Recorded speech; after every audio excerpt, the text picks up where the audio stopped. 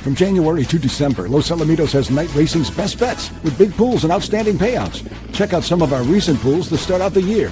The early Pick 4 pool on January 12th had a pool of over $190,000, and the late Pick 4 pool on January 5th had a pool of nearly $150,000. Plus, the traditional Pick 6 also offers big pools every weekend night. Big nights, big fun, and big pools from January to December at Los Alamitos.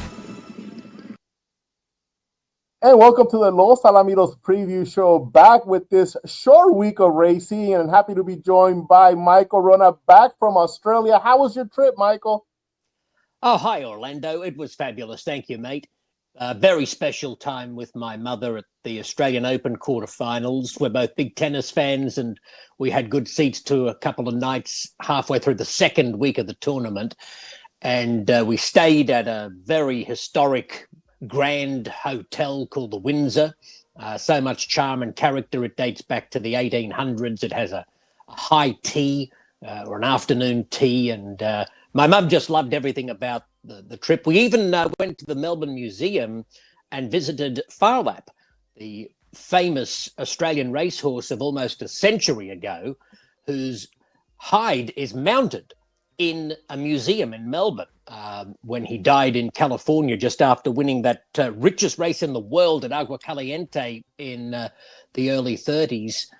They did an incredible job, the taxidermists, and it's quite an eerie, quite a moving thing, really, as an Australian, to see a whole corner of the museum dedicated to Phar Lap, and his full-sized hide is right there. It's spooky. It almost looks like his eye is following you as you walk around him. It's really quite an amazing experience to see him. So, yeah, there were many things we did apart from the tennis. I got to call a race down there. I did a guest race call, first race call in Australia in many years. And so it was a really good couple of weeks. Thank you. That's great to hear. And I do remember seeing that movie when I was a kid, and definitely stayed with me. A very moving movie, and great to see that I'm still such an integral part of Australian racing there, and you had an opportunity to enjoy that as well. We'll be enjoying the racing action on Saturday night here at Los Alamitos at 7:05 p.m. post time. It is our only program of the weekend because we will be off for the big game on Sunday night, but we will be open both Saturday and Sunday for daytime thoroughbred racing, the simulcast action. And of course, we're open on Friday night, simulcasting from Cal Expo, Australia, and many other great tracks from around the country. Let's bring in our other members of the preview show panel, George Duarte and, of course, Christopher Wade, both of them back after a fun week of action last week at Los Alamitos with the trials to the Maiden Stakes. Got to, of course, welcome back Michael in the announcers booth for the weekend action. How are you, George? What have you been up to? I've been doing good. Just bowling like usual, and excited for this weekend. I would say this card is probably the most competitive card, top to bottom, we've had so far this meet, and it's a really good betting card. And I'm looking forward to talking about it. Yeah, and Chris, what are you up to? Of course, selecting top winners, and of course talking about each of the races during the simulcast here at Losa.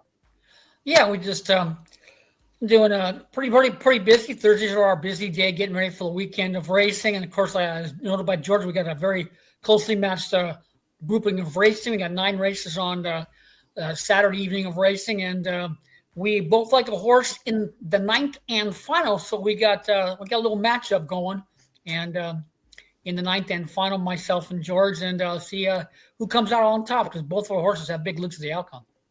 Well, that's always fun when the two of you go head to head.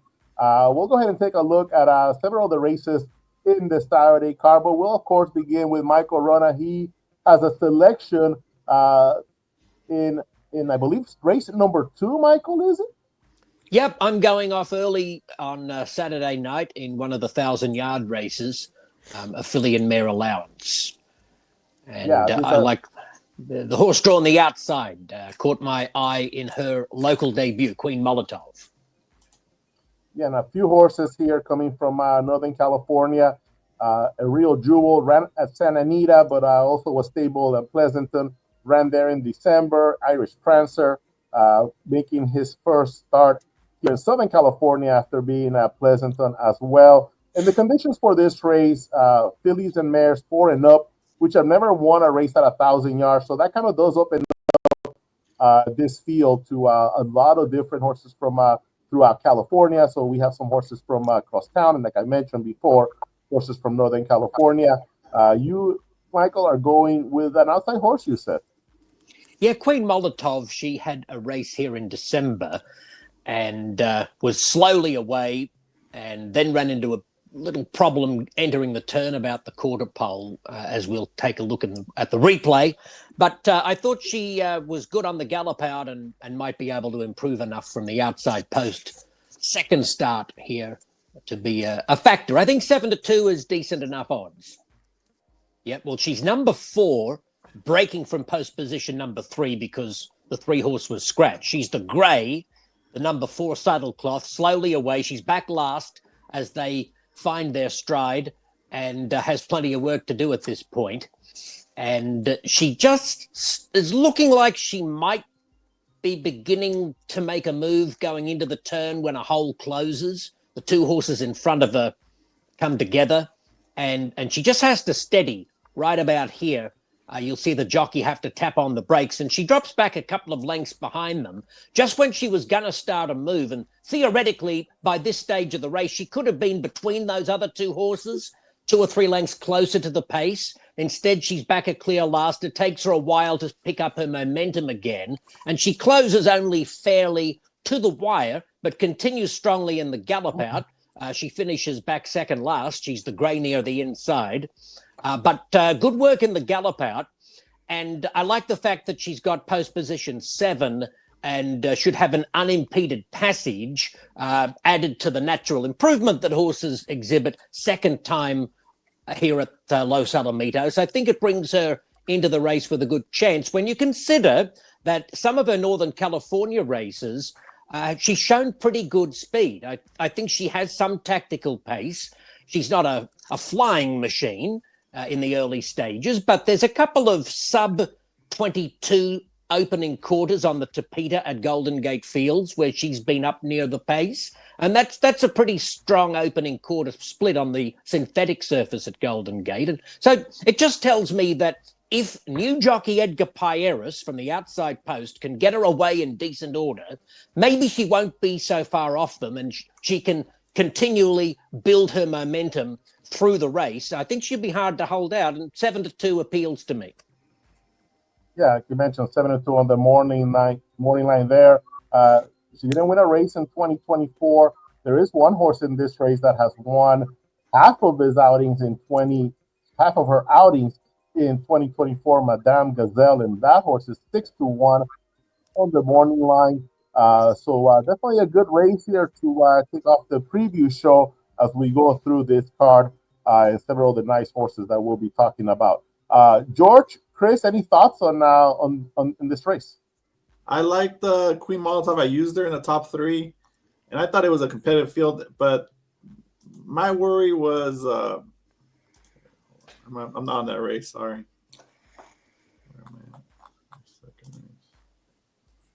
Just start. I went with my pick was a Real Jewel from the rail. I like the class. I like where she's dropping in here. I think she's good. This distance should be fine with her.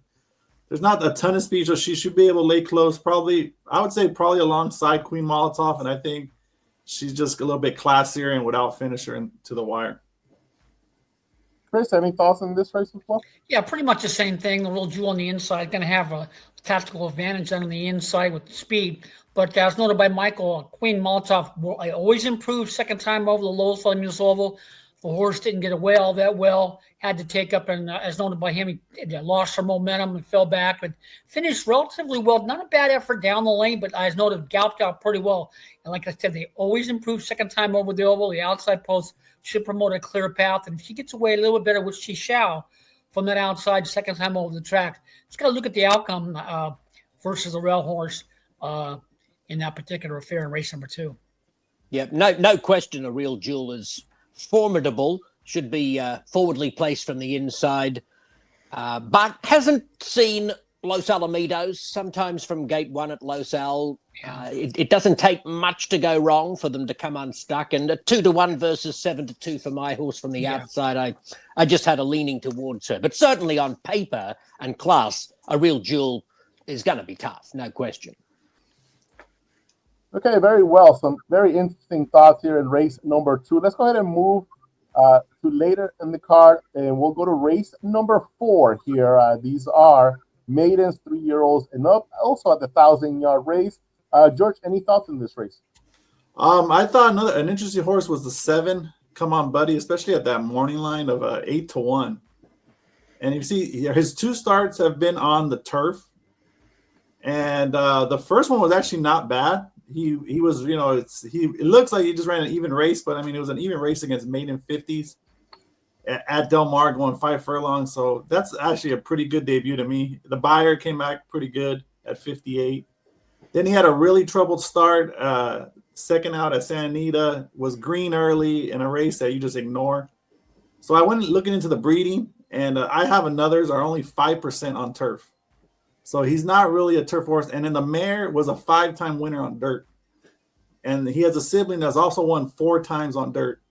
So he adds the blinkers, and Jerry had a win. He's doing pretty good so far. It's off to me. He had a win I think at Price as well earlier. So I just think with this one, has a good outside post, adds blinkers. Prieras gets on. I think he might get an early double with Michael's pick in the second, and I think this one's really live in this race. So I think it's a must-use in the pick 4. Excellent. One thing that I kind of did go past it is race number 3, and I noticed because as you're talking about an 8-1 shot, you and I, George, do share a single in our pick 4 tickets, and that's going to be number 7, Special Look, for trainer Jerry Hollendorfer, 2-1 the morning line. So when you get when you're looking at a horse focusing on a single like that, it does give you an opportunity to take some chances with horses like number 7, Come On Buddy. Do you both trust that horse enough for the stretch run, the final furlong?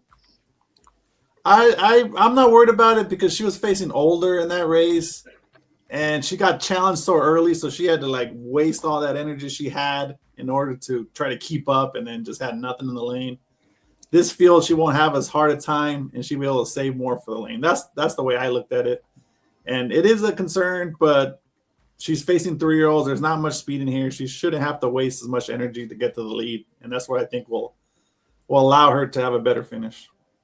Yeah, I thought the same thing, George. I thought, okay, who's going to be right there with her, pressuring her? So maybe, again, second time under the lights here at Los Alamitos.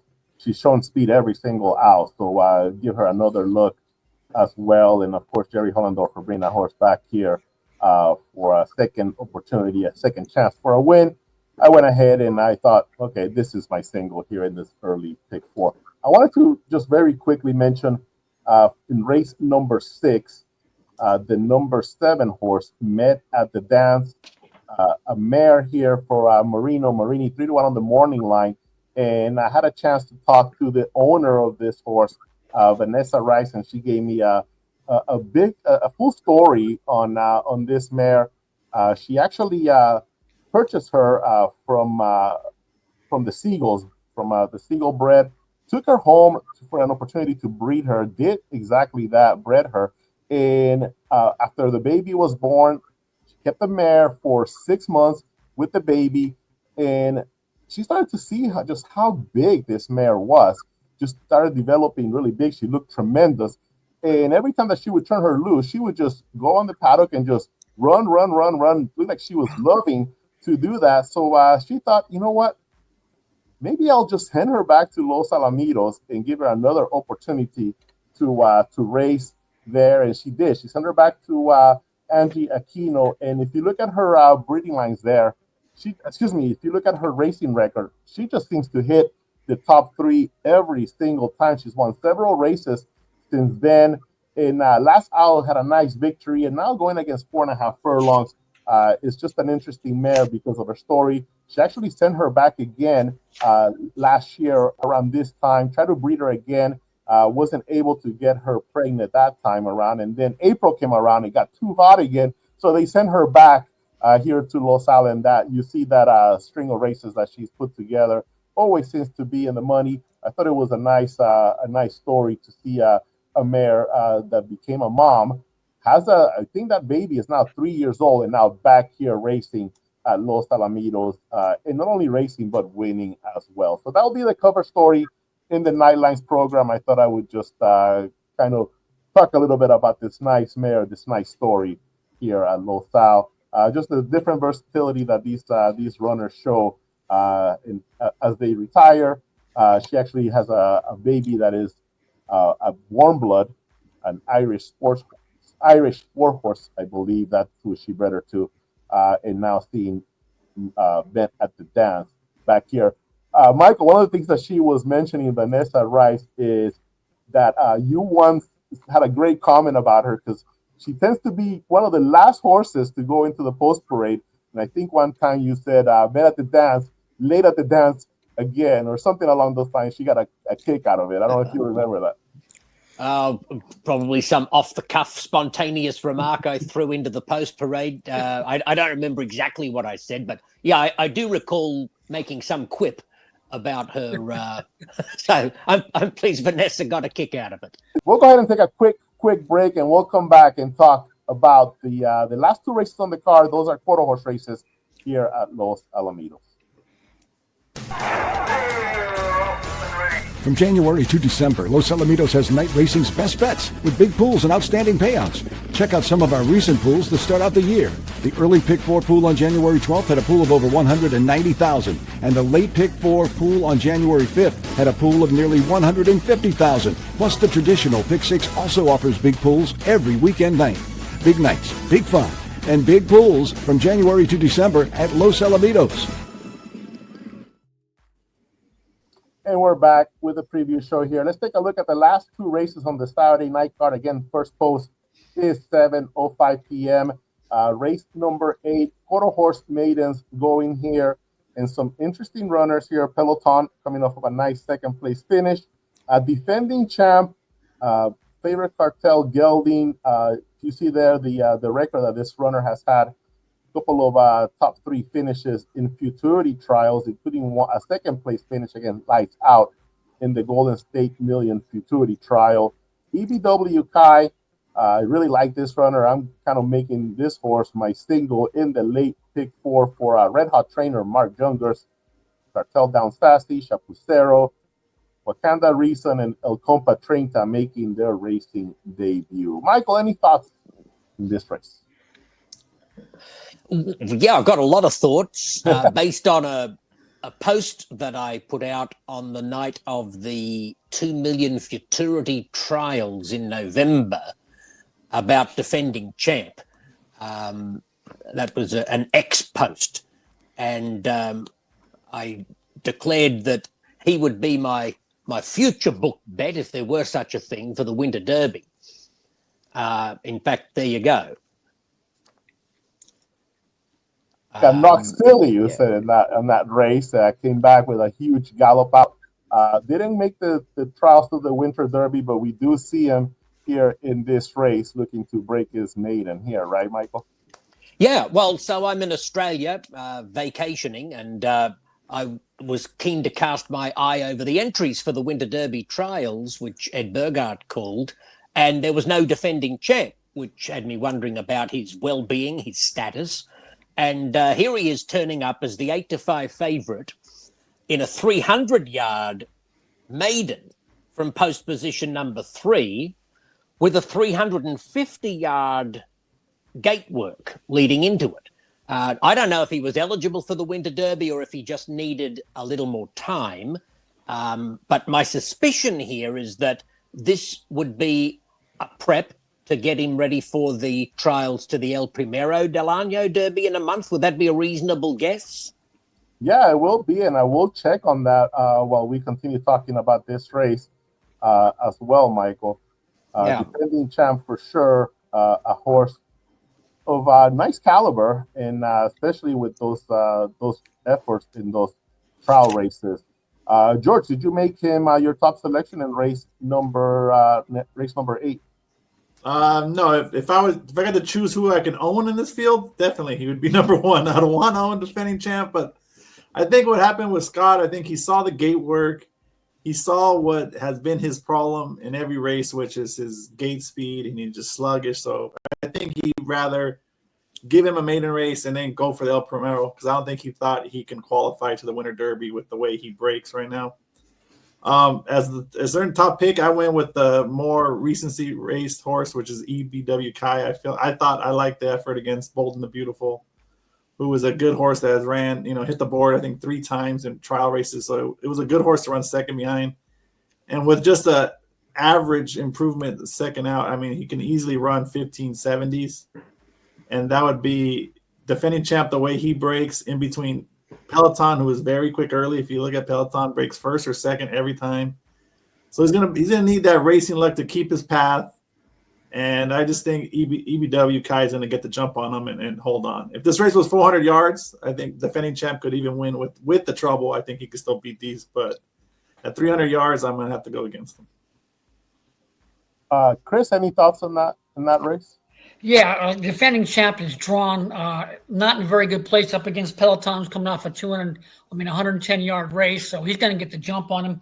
And if EBW Kai improves, as he probably will, off that runner-up effort, he could be, 3/4 a length back, not too far away from the gate, and have a lot of work to do. But on my numbers, he is the best horse without a shadow of a doubt. So if he gets away within half length, 3/4, he's got to look at the outcome. But EB Kai should be, with expected improvement, right there throughout, and probably to one to catch near the wire. But defending champ, easily my best number. If he gets away halfway decently, he's got a big look at the outcome. So it's a closely matched affair. It all comes down to the getaway.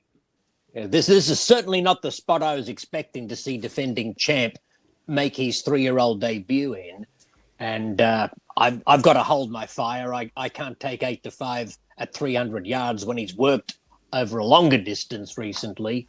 And the fast breakers either side. I think he's a very risky investment on Saturday night. Yeah. But going forward into the longer races, deeper into his 3-year-old season, I think he, as I posted on X, I think he's a very serious candidate for some of those big prizes. But this is a tricky spot, and there's no value to be had there. Sure. And just wanted to share the some of the list of. Here's the list for the El Primero del Año Derby trials. The horses eligible. BF Outrageous Andrew, who is actually also racing on Saturday night. There he is on that list. Bottle It Up, Bull Market, horses that we're familiar with, Catching Waves, and Cyber Force is also in race number 9. Yeah. And look at that, defending champ. There he is, Michael, eligible to the El Primero del Año Derby, just like you thought. So this will be a nice prep for this horse. Let's look at a few more. Favorite Joe's Hawk just qualified to the Winter Derby. Favorite Semental also qualified to the Winter Derby. And we'll just keep taking a look at some of these other horses. Justin Kevin, Mind Control. Mind Control qualified as well, right? I believe to the Winter Derby. Mitchum, who was a lot of money came on Mitchum last week in a trial race. My Bud, Party Time Tom. Party Time Tom actually had a workout earlier this week. Again, being pointed to these trials. Show and Tell Cartel, who ran in the Los Alamitos 2 million, and also in the winter trials. Special Batch is running on Saturday night. I think Mind Control. I think Orlando was in the maiden stakes trials last week. Yeah, last week. Yeah, I remember though he was part of some trial race. So yeah, thank you, Michael, for that. Train Bitaka, fastest qualifier to the Los Alamitos Winter Derby, Ultimate Battle, and Walking Tool, who was so impressive last season, second half of the year. So 47 horses eligible to the El Primero del Año Derby. Okay, so we've talked a little bit about race number 8, defending champ, very interesting horse. Seems like a few of us do like the 4 EBW Kai. And what a year Mark Jungers had last year, winning the Los Alamitos 2 million. He already has a grade 1 victory this year, right? George, he won the Sunland Park Championship with Shakers No Secret. Yeah, it was a battle between him and KJ Desperado. Jericho didn't get a chance. He broke slow and just hated the kickback and had no run. But yeah, he was there. He was right there with KJ, and then I finished him in the final, I would say, final 16th. And of course, Shakers No Secret ran third in the Champion of Champions here. So in a matter of couple of months, he won the Grade 1 AQHA Challenge Championship, ran third in the Champion of Champions, and now gets a Grade 1 victory to start the 2025 racing season. Here's race number 9, the final race on this Saturday card. An allowance event for 3-year-olds, collegiate off of a victory, BF Outrageous Andrew, 6-1 on the morning line, Quick Look, Mas Prieta, 9-2, Cyber Force, my favorite cartel out of Remember Me Rose, does have a win here at Los Al. Be Careful, Litter Factory, Set to Go.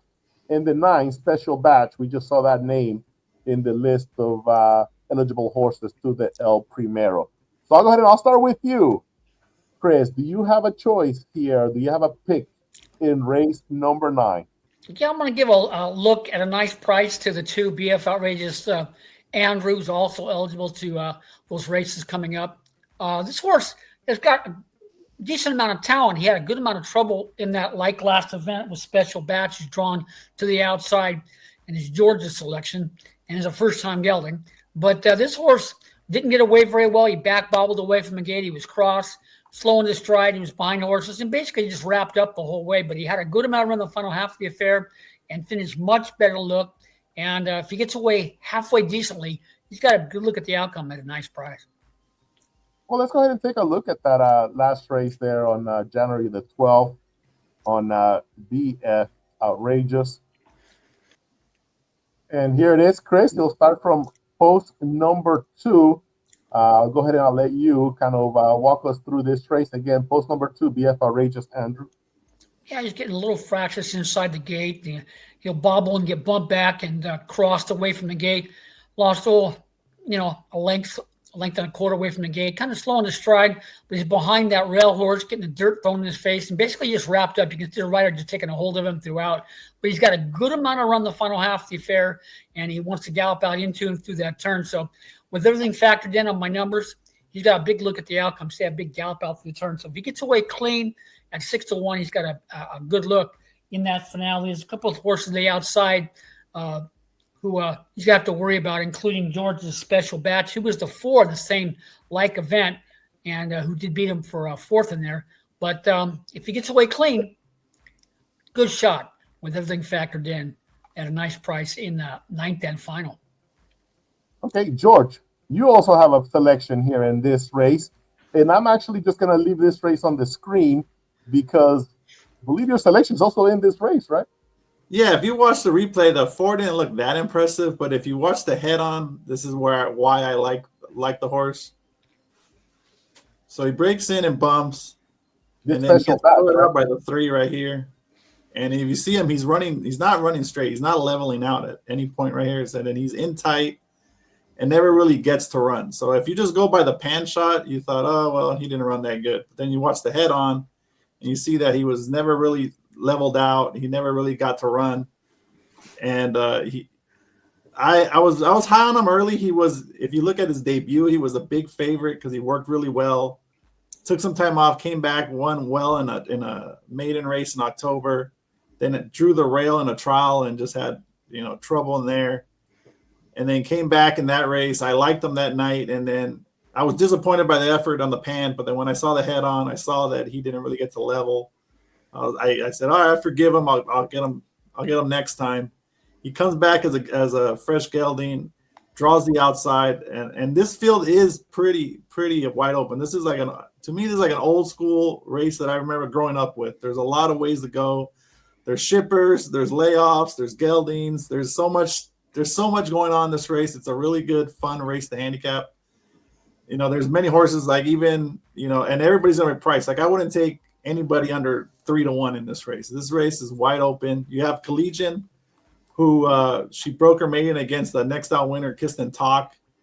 and then worked really well, I thought, on January 15th, was really professional. And then you have Chris's pick, who I agree I liked. I couldn't pick him in the top 3 because this race is so contentious, but he ran really well off the layoff against Pancake Man, and that kind of effort would fit well with this group. Then you have a Quick Look that ran a solid clocking against maiden claimers and claimed. Then you have Maspreta, who's qualified for futurity, is a hard trier, and her best races have been under Cesar Franco. Then you got Cyber Horse, who, if you look at his times, they haven't been that great, but he removes the blinkers. And I even remember, like, it was, I think, 2021, there was his sibling, Run for Your Life, showed nothing in his first 2 starts, removed the blinkers, and then just blossomed. He ended up qualifying for the Lost Out 2 million, the Golden State Million. So maybe that's what these people they're thinking here. Let's remove the blinkers and see if this will wake him up, because he has the breeding to be, anything. So that's another one, and you're getting 5-1 to find out.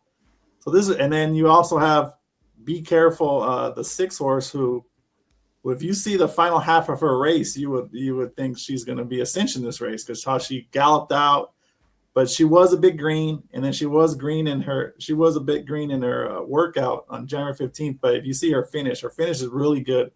Her second half of the races are really strong, and she's well bred at a hot little kitty. So it's just a really good, contentious field that, I wouldn't talk you off most of these. It's a really good race. This is why I like quarter horse racing, these kind of races where you have to do a lot of projection, a lot of let's see who develops, and you're going to get a good price. Yeah, your selection again, the number 9 horse, Special Batch, 4-1 on the morning line for Gentry Farms. And like you mentioned, these races are so much fun. I love these races where you look at all these breeding lines and the bloodlines, and just to look at these mares. For the one, Collegian, Last Sierran, this mare was so fast at those short distances. George, remember, George, she would run 220, maybe even 110 yards. And she ran 100-yarders. Yeah, I believe for one time she had a track record in one of those short distances. She was just a flyer out of the gate. Mas Prieta with Just Mas, who ran top 3 efforts in Grade 1 events several times. Cyber Force, Remember Me Rose, probably the right now the all-time greatest mother of quarter horses, just with what she has produced over time. Be Careful with Hot Little Kitty, who, again, another top performer in stakes races. Set to Go, Time to Leave was a stakes winner here at Los Alamitos, and Special Batch with Fredaville. Fredaville may have been an AQHA champion mare, definitely a Grade 1 performer, just a tremendous mare. So a fun race all around to take a look at in race number 9 here in this allowance event. Michael, do you have any thoughts on this race? Do you have a horse that you might be kind of putting a little bit of a punt here?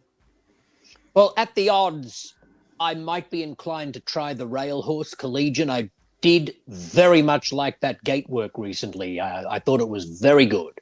And if Chris's horse drawn next door is just half a step slow, Collegian should get a clear path. And I wouldn't be surprised if this horse produces a very good effort. But if pressed for an on-top selection, I'd probably go to George's pick because of the first-time gelding angle and the outside post. But it's been comprehensively covered by George. This field is very contentious, so many intriguing angles. But my value play would be the rail horse. So, George, who are your top 2 in this race? You mentioned Special Batch. I went with Be Careful for a second. I really liked how she straightened out in that race. I mean, the first half of the race, she was looked like she was just learning what to do, and then she just got going and finished strong.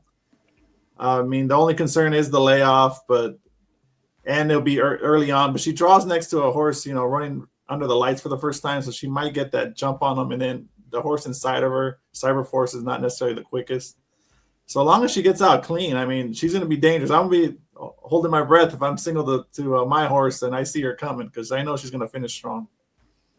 Chris, your top 2 in this race? Well, I'm going to go with my horse. I had to give him that horse one more chance. Gets away clean. He's got a big look at the outcome. My horse, BF Outrageous Hand. Of course, the special look. The horse was drawn to the outside with the first time gelding in the outside post. And then, of course, the collegiate on the inside. Got to look at the outcome. Just off that workout was very, very impressive. Done by Michael. But I go with the 2, with the 9, and the 1 in the 9th and final. Okay, I went with Cyber Force.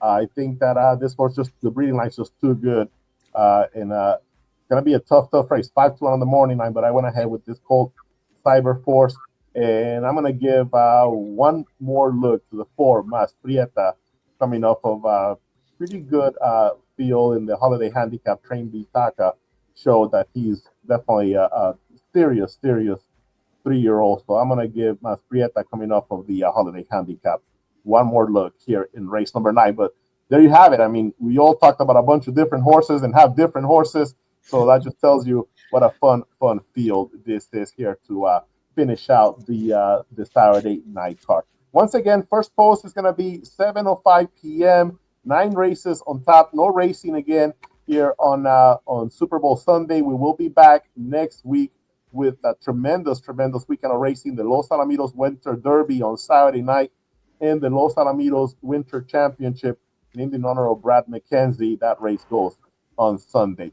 Thank you so much, gentlemen, for all this great information. Looking forward to should be a great weekend of racing. Thank you. Have a great weekend. Thank you to all the viewers. See you here at the races. From January to December, Los Alamitos has night racing's best bets with big pools and outstanding payouts. Check out some of our recent pools to start out the year.